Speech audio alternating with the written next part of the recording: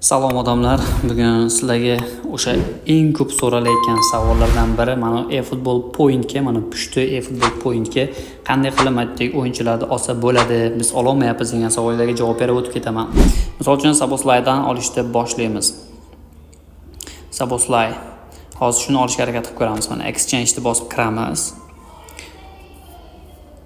Va bizni saytga uloqtiradi.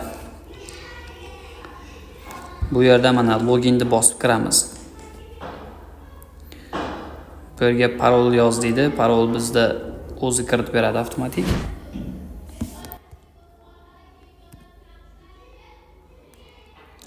Mana bu karakterlardan hammasini tanla deydi mana. Va loginni bosib kiramiz. Demak, ikki bosqichli kodimiz emailga jo'natilgan bo'ladi, 6 xonali va o'sha kodni terib saytga kirib olamiz. Next. Mana kirdi. Point saytga kirib bo'lgandan keyin mana shu yerda Saboslayda exchange qilishni bosamiz mana. Bu yerda narxi turibdi, bu yerda exchange, ya'ni olish narxi turibdi. Shu yerdan Saboslayning exchange ni bosamiz va mana exchange iOS bosamiz. Exchange completed deyapti, mana tugalladi deyapti va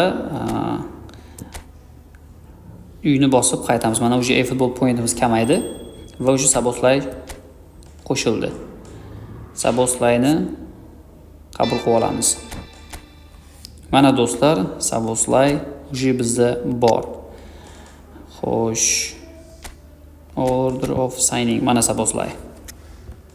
Video foydali bo'lgan bo'lsa videoga like bosing, obuna bo'lmagan bo'lsangiz hali obuna bosib qo'ying. Bundan da foydali videolar hali oldinda. Hammaga rahmat, salomat bo'linglar.